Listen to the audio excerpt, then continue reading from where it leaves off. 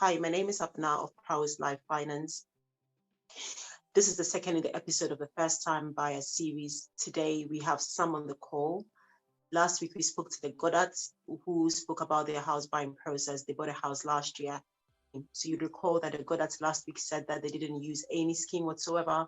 Sam is going to talk about the shared ownership scheme. It's worth pointing out that Sam bought his house about 5 or 6 years ago, so parts of the scheme may have changed. So you would have to do your own research to do that. And as usual, none of this is advice. It's just people sharing their experiences and their knowledge.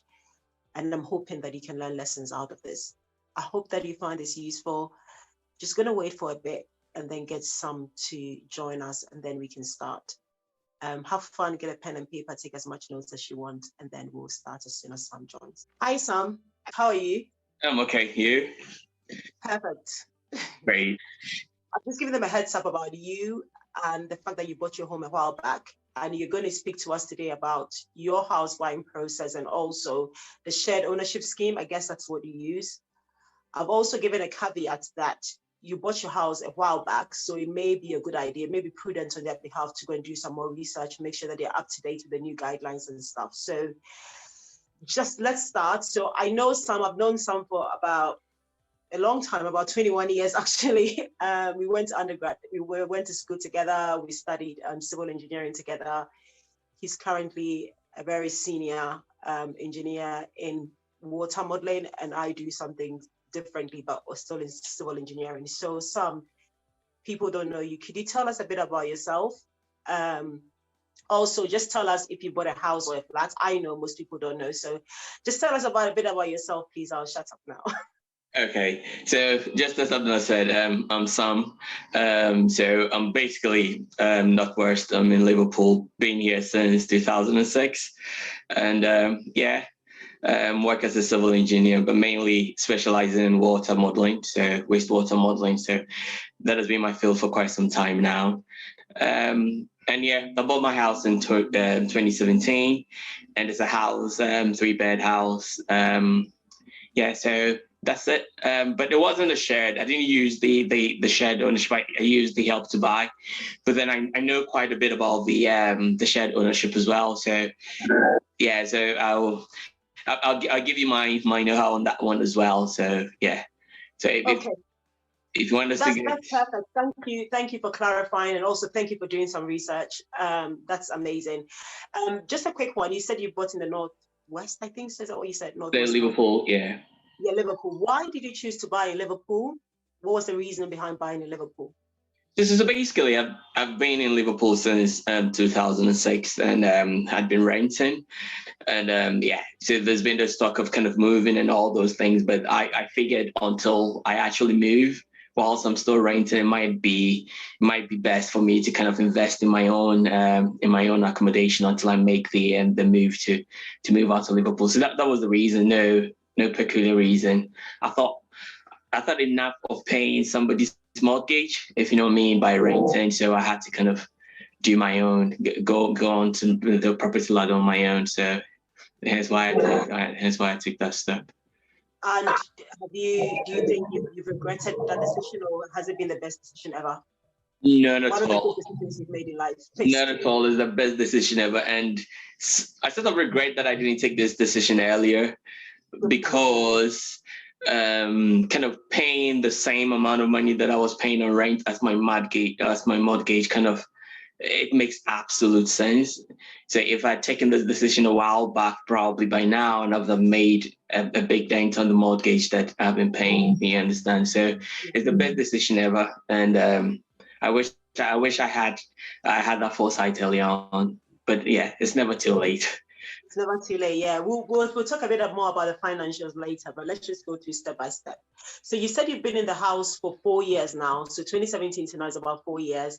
Since you bought your house, has there ever been a chance, like I always say, what has been your aha? I'm so grateful for this house. Has there ever been a moment where you sat back and said, actually, I'm very grateful I have my own place? Could you share one of those experiences with us? Yeah, I think the most important thing was the kids, because I've got 2 kids. And living in people's house, one of the main things is either the kids are writing on the wall or they're doing, they might break stuff and that kind of things. And you always kind of scared what the landlord is going to say. So if you don't have kind of like a very accommodating landlord, you can't allow the kids to kind of express themselves. And kids being kids, you need to kind of give them that freedom sometimes. So being here and kind of seeing the kids kind of run around and sometimes they're always scribbling on the wall, you don't really care because it's my house, I'll sort it out, there's nothing to be mad about. So I think for me it's more to do, if there was an aha moment, it's more to do with the kids being able to kind of like play around and not really kind of restricting them that much. I think that is one of the most important things.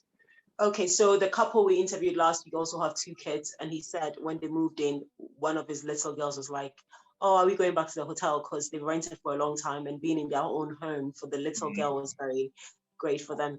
So just to say that in the UK, if you do rent a property, they usually do an inventory, and once you move out of the house, you're supposed to make good some of the things that you've done. And it becomes costly sometimes. So I guess that's the reason why Sam did what he did. So Sam, thanks for sharing that. We're going to move into financial. Share as much as you want to share. And because you did a Help to Buy scheme as well, it would be great to talk through how your financials work with the Help to Buy scheme, if you don't mind. So the first question I have, I'm looking here because I've got my notes here. The first question I have is, how much is the house and how much deposit did you have to save to buy the house? So the house was 160. And so with the good thing with the Help to Buy is with the Help to Buy, the government kind of takes a 20%. The government kind of contributes 20% of the price of the house. So what you need to mortgage, or the mortgage you need to go for, is the 80%. And out of the 80%, I saved 5% of it. So it's basically kind of going in for a 95% mortgage on the 80% of it. So it kind of brings it down. Without the Help to Buy, you probably will be, trying to save about 10%, 15%.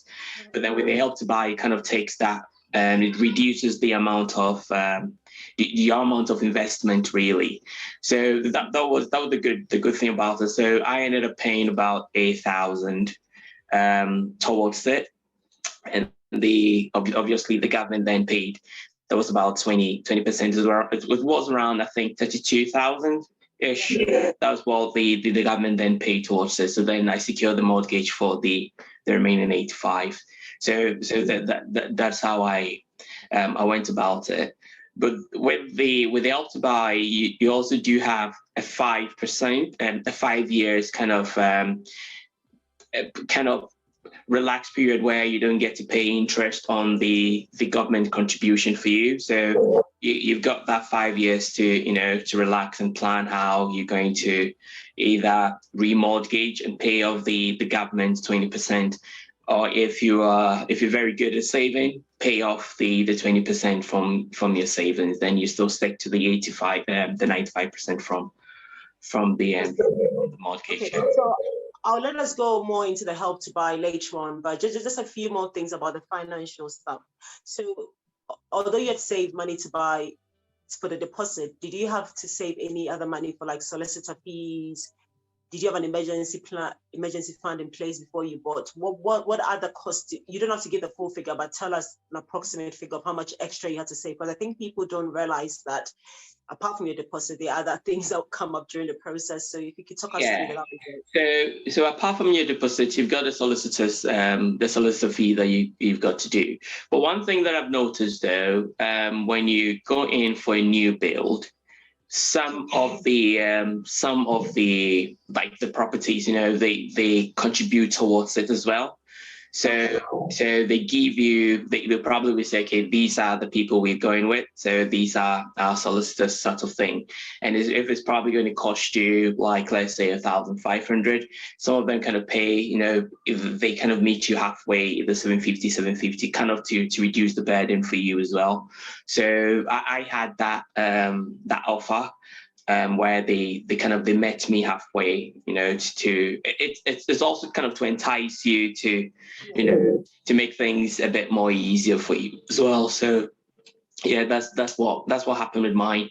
And I think one of the things you need to realize is you need those solicitors because they need to do all them searches and also need to do the right register and do all those things for you. So for me, it was really helpful, to be honest. But there are other things too, that sometimes when you're going for the mortgage, they would ask you, do you want to bolt on the solicitor fee on the mortgage as well? So you've got that option if you haven't got the funds available.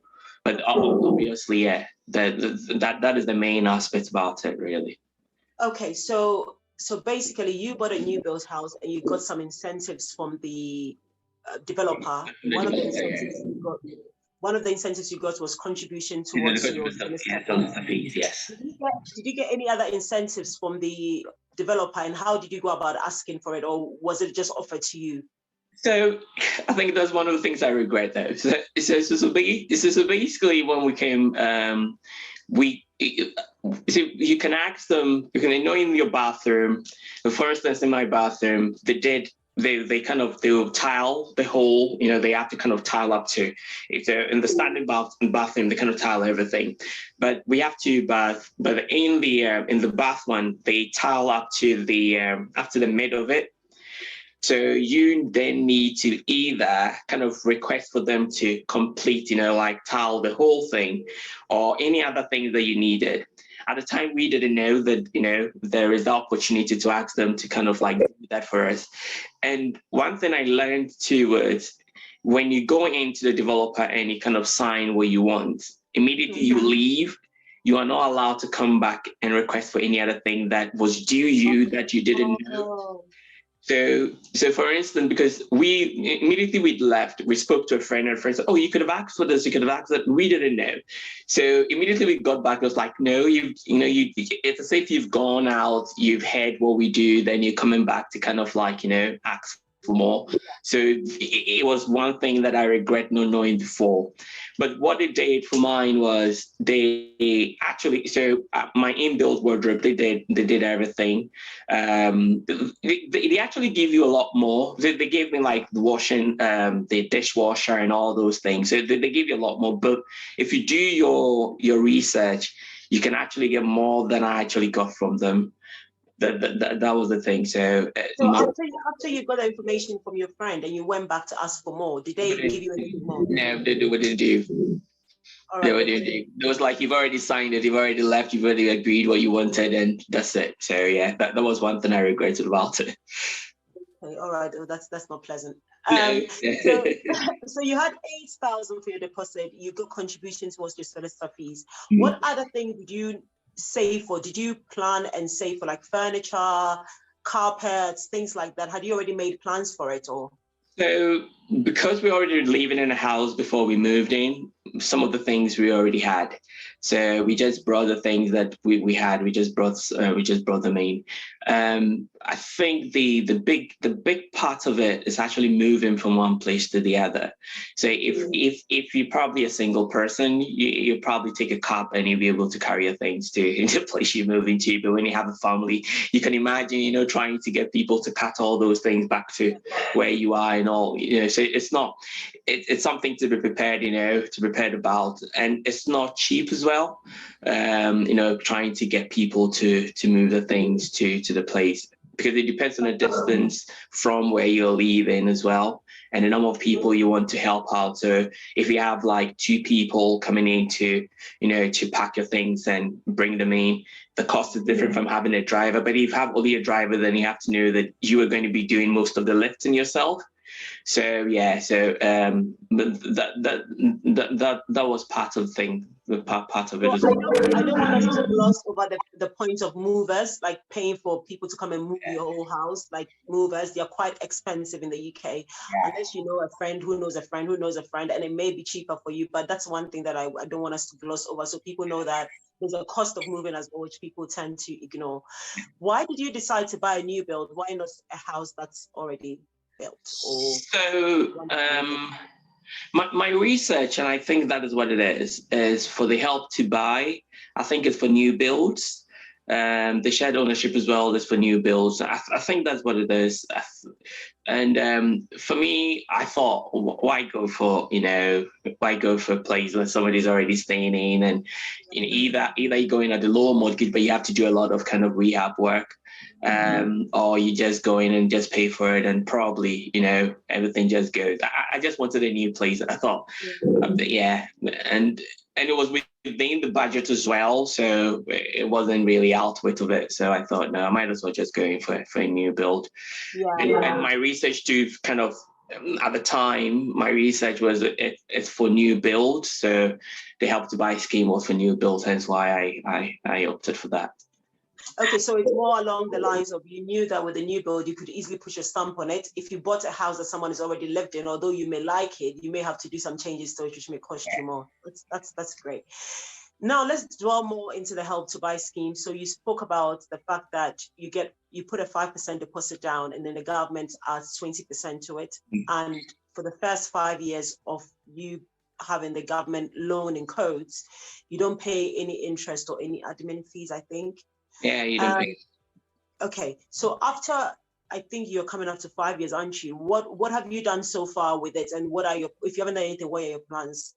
Okay, so I've basically remortgaged. So I've had to remortgage. So it's just basically borrowing more money from the bank to pay off the government. And the reason why I've done that is because as your house value appreciates, the government will still have a stake in the appreciation value. So just imagine if you went in for an outright 100% kind of mortgage, and the house was 160 at the time. If the house appreciates, let's say 170, that 10,000 on it is basically yours, because you just borrowed already 160 for from the bank. But if you had gone in for the Help to Buy scheme, because the government loaned you 20%, the government then stakes a claim of 20% on the 10,000. So it's like any value that comes in, they stake a claim on it. So that was my motivation to remortgage, basically. Hopefully the house is still appreciated, and you just make a bit out of it. But that was the motivation. So I basically remortgaged it. I just completed it about a week ago. So at the minute, So at the minute, I'm done with the government now. So 100% ownership now. Okay, so people would want to look at the math of either remortgaging to pay off the government scheme, or taking time after the 5 years. So there are three options people can do. They can start paying off the government scheme from the first day they get the house and start paying it off. Is that possible?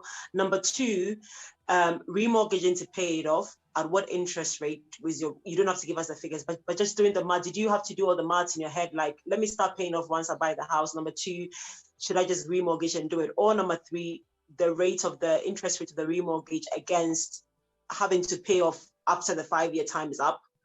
Did you have to do that maths in your head to come up with it, or it was just a matter of, I want all the profit or all the equity in the house to belong to me, not the government? Yeah, I think that point was my motivation. But then to be fair, if you look at the rate, I think at the time, if you actually look at the rate, the interest rate on the government loan, it wasn't as much. So it was something I could have accommodated. But then the fact that they stake a claim in depreciation value was the reason why I thought it would be best if I just go to the bank, because the banks were doing, I think my remortgage value was around 3% or so, a little over 3%. But then the interest on the Help to Buy was less than that. So it wasn't really that much, but you don't want somebody kind of staking it, having a stake in every value that you have. Yeah. So basically, I just want to summarize a bit. So Kobe's decision was more to do with, maths didn't really come into play. It was more to do with, I want the house to belong to me. Yes, the bank owns part of it, but this time it's not three people owning it. It's just one person, two people instead of three people. So those are decisions that you have to make. Either you start paying it off right when you buy the house, you remortgage to pay it off just like Kobe did, or you start paying it off after the 5 year mark and comparing interest rates, and you have to do the maths to see which one works for you. So thanks for sharing that, Kobe. Are there any lessons? Go on. I was just going to say the other thing too is if you have 100% of the mortgage, you're able to port the mortgage wherever you're going with some of the banks. So just in case you're moving out, like just in case I'm moving out of Liverpool to another state, another city, if I happen to find a house of similar value, it's easy for me to just transfer my mortgage from this house to that house. But if I'm still within the Help to Buy, I can't do that. So that was the added incentive as well to to do that. So hence why I did that as well. That's perfect. That's perfect. For those who are trying to save towards your first home, do you mind sharing how you saved for your deposits and the other costs that you had? Did you do regular savings on account? What other things do you use when you were doing yours? So I'm not the best at saving money, so I'll own up. What I did might not be best for other people, so I don't know.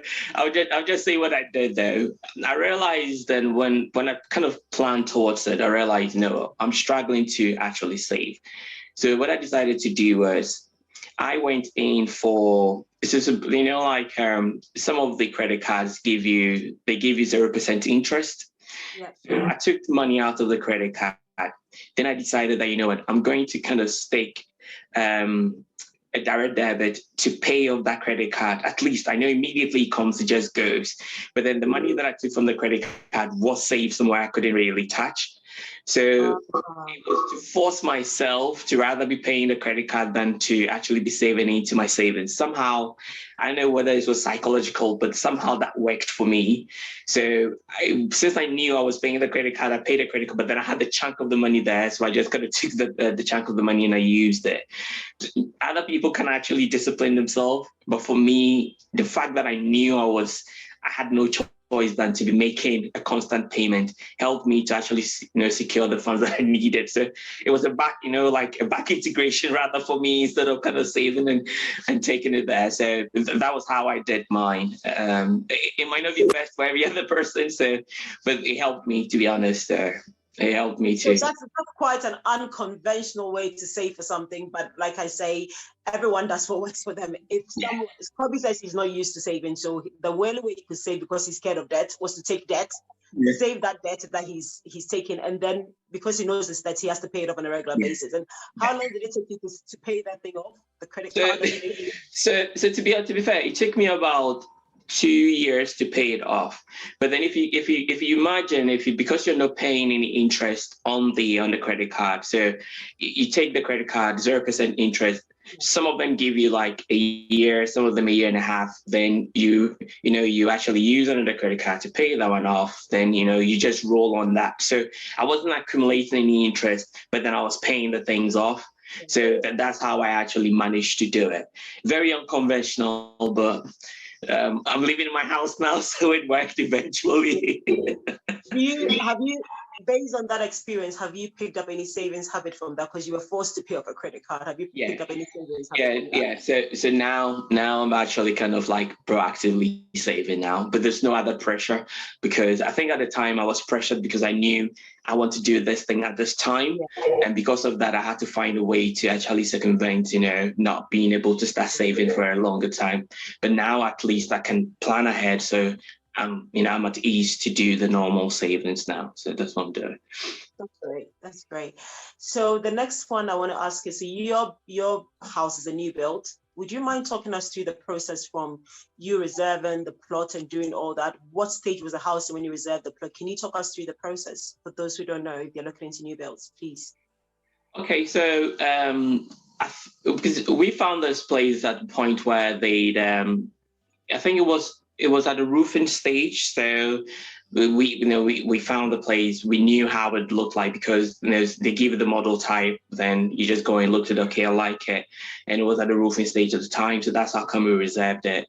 I think it was 2016 around November time, and we knew we wanted actually to start 2017 in a new build.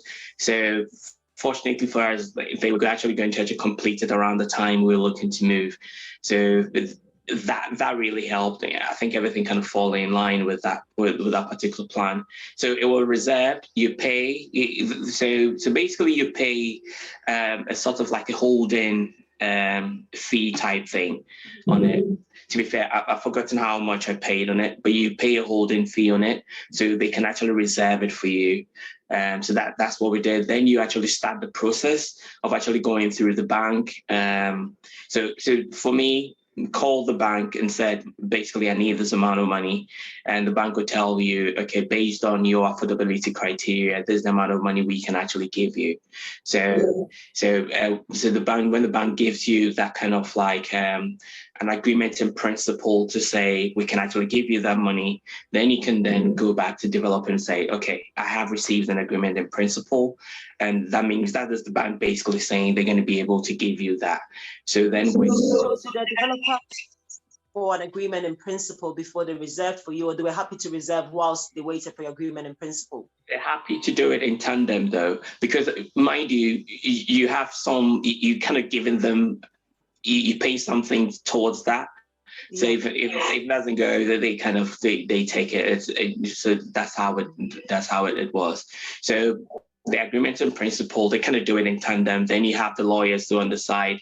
Then they'll be going through that whole process, kind of dealing with the mortgage people for you as well, the banks and everything. How did you decide on your mortgage broker? Did you go with a mortgage broker, or you went directly to a bank to do yours? I went with the broker. So the first time I went with the broker. So it really did help, to be honest, because the first time I think I tried Barclays, but then I found that either I wasn't getting the amount of money that I needed, or the percentage that they were giving me was either quite high or so. So going through the broker, I had a good deal with NatWest. So then I went with NatWest. And for your remortgage, did you go to a broker again, or you went straight to the bank? For the remortgage, I went to a broker, but then, funny enough, they advised that I just go straight back to the bank because of the amount of money I was basically taking in. And at the time, I was already locked up, So basically, I have two parts of the mortgage. I've got the one that I took in 2017, and the one that I was hoping to take now to pay off the Help to Buy. But then the one that I took in 2017, I was already locked up for a period, and I couldn't come out of it. So if I was going to go to another bank, then I had to kind of pay to come out of it before I could consolidate everything to that particular bank. So he advised that he might as well just go with the same bank. It's not going to be far, few and far between. So I did that. Okay, so just want to dwell a bit more on the fact that when you're remortgaging and you're a fixed rate deal, sometimes you have to pay an early exit fee, or I've forgotten what name it's called, to make sure that you can come out of the mortgage. And I think that's what Sam is talking about here. So do you think this is your first home? Do you think this is your final home, or do you think you ever get another house? Do you think this is your definitely get another house? Definitely get another house. Definitely looking forward to getting another place. I think and people will just find that out immediately you get to a place, probably in the next 5 years or so. If you'll be thinking, either the place is either too small for you, or you get used to the place and you think, I need something different, that kind of thing. So definitely, to be fair, I'm even thinking about it already. That was my main motivation for remortgaging. So definitely we're looking for another place. So we know that house buying can take a long time. You were lucky enough to be at the roofing stage when you reserved your property, and you were lucky enough for it to complete before you moved out. Other people have like a torturous time. Like they go through, the couple I spoke to last week, they were due to complete in May. I think they finished in August. It took April, and it completed in August. It took such a long time. Did you have a similar experience, or during your process, was there ever a time where you felt like giving up? And what did you do? So we'd looked at a house before the one we bought, and that wasn't going to be completed before January. And because we were so desperate to actually start the year in a new place, we had to forego that. So we didn't actually had to go through that kind of pain, because we basically just hanged on that one, and we went in for one that we knew was actually going to be complete at the time. So we weren't so fixated that it's got to be this. We actually kept our options open. So I didn't go through that.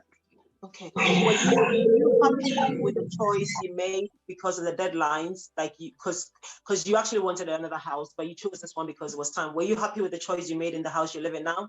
In hindsight, I kind of regret that I didn't go to the previous one, because the previous one had things that in this COVID time would have actually really helped. So that had like a spare room that you could actually use for an office. They had 2 lounges and all those, that kind of thing. So, and the price was similar. It was around the same price. So in hindsight, with kind of working from home, I would have actually preferred that one, because I would have had my own sort of like office. So yeah, so kind of like compromising because of the time. Yeah, in hindsight, I shouldn't have done that.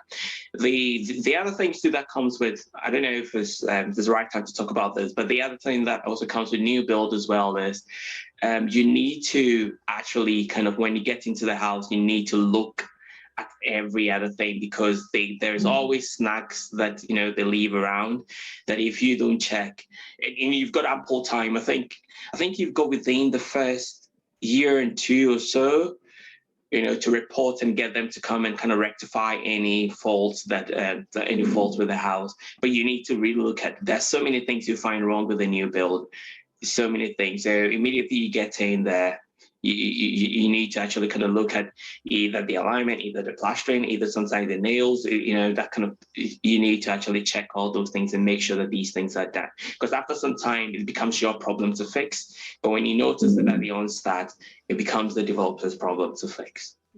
So when you moved in, yours was at a roofing stage when you reserved. So when you moved in, let's say you have a year to report all the snacks and everything to fix.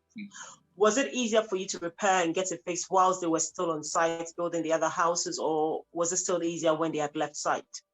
Oh, it was okay. So because they were actually doing the other properties on site, it was okay for them to kind of dash down to yours and kind of fix and do those fixes. But you need to be on top of them. Basically, you need to kind of like pass the report, take pictures, email, that kind of thing, and make sure these things are being done. But then I found that it was okay because they were on site. But to be fair, even when they had moved out on site, they will always find opportunities to come around and kind of fix those things. So yeah, to be fair. It's not a recommendation, but would you mind sharing what developer you used? What developer built your property? Countryside. Countryside. Okay. Okay. All right. So their floor plan is very nice because they've got like a what's it called? A glass in the ceiling or something. Yeah. But they might escape from that. You know what I'm talking about? Yeah. Developed window in the ceiling. So that's really good. Okay, so I know you're a Christian. Was there any scriptures that you stood on during this time whilst you're buying the property? So, to be fair, one thing that it's my mantra, is the blessings of God. He added no sorrow to it. It's something that for me, I always stand on. Although sometimes you might want things at a certain time in your life, if things are becoming very complicated sometimes, for me, I just fall on it and say, every good and perfect gift comes from God. And at his own time, he'll make things beautiful. And if things are kind of going kind of wayward for me, I know that in his own time, things will work. So even when I was thinking about it, and I didn't even know how I was going to get the money and, thinking about this unconventional ways to get things to work, at the end of the day, it all kind of fits together. And it fitted together at the time that God had appointed it to fit together. So that is my main thing in life. Is yes, I believe that God's time, everything works out. Even if I'm desperate, even if I'm anxious, I know that he says I should be anxious for nothing. So it's those things that I use to encourage myself when things are kind of going down. Nothing very, overly spiritual, but I just use those scriptures to make sure that I align my thoughts with the things that are in God. But, if there are not things that in my imagination that are higher than, that goes contrary to his word. Yeah. Okay. That's very good. Thanks for sharing that. And I hope it encourages other people as well, that things may not happen as you want it to, but you trust that God is going to make it work well. Thanks so much for sharing that. So we are coming to the end. There were like 3 questions more for me to ask you to share with other people. But before I ask those questions, you're thinking of buying a new one. Would you still consider a new build, or now you are happy to do a building that has been lived in before? I think I still like the new build. I think I still like the feel of a new build. Probably I might change my mind, but I think I just like that, going to a place that somebody hasn't lived in before. But basically because, and not to sound weird, but since we are spiritual, since we are Christians, we just know that sometimes depending on the person who is stayed in that house that you're going to live in, what the person might have been doing in that house that you're going to live in, there's a lot of effort in your prayer life to kind of make sure that there are no squatters around in your building. There are no kind of hanging spirits and all those things. With a new build, it's not as if that a new build doesn't come with its own problems. But then it's safe to say that probably if you kind of compare that to a place that somebody's already been living in, doing stuff and introducing some spirits there, it's safe to say with a new build, I'm fairly comfortable with that. So that is my weird way of, that's probably my weird reason of liking the new builds, to be honest. So for the purposes of this one, Christian, the Bible says that where your feet tread, you shall claim that land. And it's usually made in reference to the fact that if I go somewhere and I really want the place, then it's God's will, and I declare it, because my feet is, I'll claim it. But I also believe that in the same vein, where your feet tread, you shall claim, is the way someone has lived in a house. When their feet tread there, they've already claimed the place. And like Kobe says, if it's a place that someone has lived in before, when you move in, you have to make sure that you claim your authority and your dominion over that place and clear out anything that is not meant to be there. And so whenever we go to a place, we actually pray for God to cleanse it before we can move into it. We don't do sage or anything. We believe in the power of the Holy Spirit, the blood of Jesus, and the power and the dominion that God has given to us. So that's what we do when we do in a place. Okay, so we're about to end. So just a few things. In your whole process of buying this house, what did you find most challenging? Apart from your unconventional way of saving, what did you find most challenging?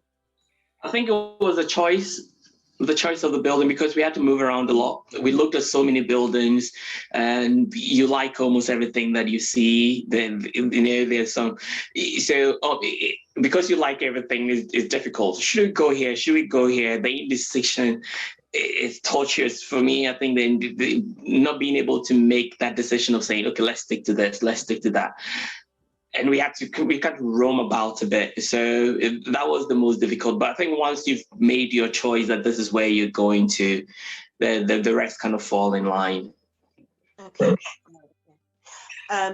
Another question is, what are your next steps? You said you might be thinking of moving out of the house, but what are your next steps? Are you overpaying the mortgage now, or just because you're thinking of moving out, you're still, what are your next steps? I've not really started overpaying. It's something I'm going to do because it really helps. From the research I've done thus far, it really helps to overpay a bit. But for now, it's really to decide where I want to go and move. Really, I don't have any kind of like anything really detailed down. But yeah, for now, that's what it is. But we've not spoken about the shared ownership. So I don't know if you want me to kind of summarize in 2 minutes. That would be great. If you can do that, that would be perfect. Okay. Please. Yeah. Okay. So the shared ownership is also another very great scheme.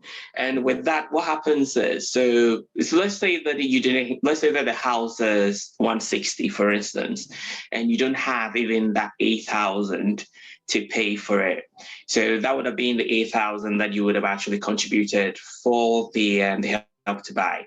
But then the shared ownership is great in such that what happens is you then probably say that, okay, I can only afford 25% stake in the property.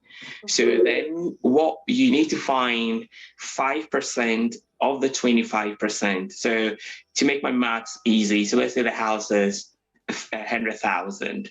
So then you say that, okay, I can only afford 25%, but that's 25,000. So the 25,000, then, yeah, I think so, isn't it? So that's 25,000. That's 25,000.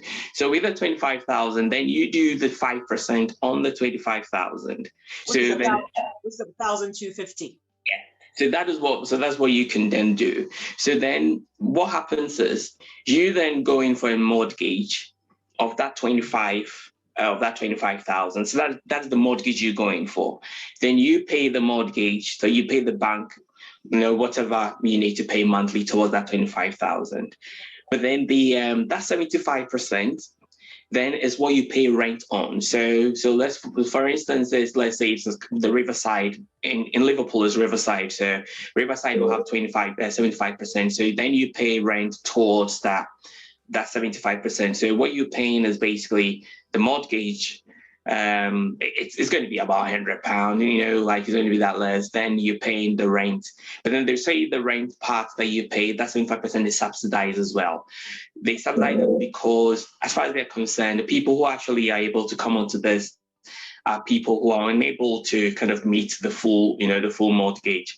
The full mortgage. So that is how they help people to get on. And they've got something called staircasing. So you can start with 25%, then, you know, as you became more financially kind of like, you become financially more stable, you can then increase your stake from 25% right through. So you can increase it till you buy it outrightly. And with that as well, you can also move. So let's say that I'm living in a property, this property I'm living in is the shared ownership, and I want to move to another public, another city or whatever. If they also have another shared ownership, they can then put me there as well. So to be honest, the shared ownership is also quite good. I think it's a very good thing that people need to try. If you're struggling with the Help to Buy, the shared ownership is also good. And when they're staircasing, do they still have to go through the solicitor process? I guess they have to push it back. Yeah, you have to go through the solicitor process, at each step of the way. Do they value the property at the time that you're staircasing as well? Yeah, so for just a quick story. So a friend of mine went on to shared ownership, and that was about three years ago. And then she bought the property. At the time, the property was 140. So then she did the 25% of the 140. As of today, the property is 170. So you can imagine the amount of money she's actually getting out of it. Yeah. So when she decided to actually staircase, she doesn't need to find the money for deposit because of the appreciation of the property. So that, you know, that appreciation value now takes care of the deposit that she would have actually needed. So it's quite. But although she's got a bit of appreciation or equity in the property now, when the staircase and they value it, when she's buying the extra 25%, it will be based on the value that it is now, correct? Yeah. So what would then happen is so 140, 170. So the 30,000 that is on now, her stake in it is 25%. Then the 25% of that, then the Riverside, the stake is 75% of that. Okay, that's good. Yeah. So with that 25%, she was able to avoid having to kind of like, you know, find a deposit to then pay for, you know, for the staircase, because now you kind of borrowing more from the bank, but she didn't need to do that. But, you know, it's just the appreciation value that kind of helped her out. So it is a very good thing, to be honest. So basically, for those who are still on the call listening to us, so Kobe has spoken about the Help to Buy scheme. He's spoken about a shared ownership scheme as well, which is different in both respects. So, but it's basically people who can't really afford the full deposit have different ways of buying, and that's what Kobe has spoken through today. So, last question before you leave, Kobe, what is the final advice you give to anyone who's planning on buying their first home? Don't let and what are your final thoughts before we finish this session? Don't let anything stop you from actually getting on the property ladder. If you don't have, try the shared ownership. Start from somewhere, but make sure that you're getting something for your own self. That will be one of the best investments that you ever make. And you realize that the same money you're paying for rent is probably going to be the same money you pay for mortgage. So try everything as much as possible to make sure that you are starting from somewhere. 25% is all right. You can start from there. So just try as much as possible to get on that. And that will be my advice. That would be my best advice to anybody. Try your best to get onto it. Just find where you can, either the Help to Buy or the shared ownership. Just do it. And you'll be happy that you did it. Immediately you get into your own house, you'll be happy that you've got something for your own self. So yeah, that would be the best that I can actually say. And any final thoughts before you leave us? Any final thoughts? Not really. I think my final thought was just motivate yourself and make sure you get on the property ladder. Yeah. to summarize a few things that he said. So basically, there are unconventional ways to actually save for a property, and he did that. It may not work for everyone, but he did it. So you just have to decide what works best for you. One thing he said was if it was hindsight, he would have gone for the property he first saw because it was the same thing. You'd have taken time to actually go for that than taking what he has. Now that we know that working from home is a thing, so in the future, these are things that you want to really make a list of what you actually want in a property. Knowledge is also key, so please do learn a lot about the things that you're going in. For example, he spoke about the fact that if he knew that a developer offered incentives, he would have asked for more incentives. And the thing is, if you don't ask, you don't get. So do your research and ask for as much as you can. And all they can do is say no, or they'll give you half of it or whatever, or they can give you more of it. So that's one thing that you have to do as well. So that's the final conclusion for today. As Kobe says, if you really desire to have your own place, just work hard at it and make sure that you enjoy the place that you live. So thanks everyone for joining today. Thanks Kobe for joining. We'll see you guys next week. I hope you find this series useful. Bye everyone.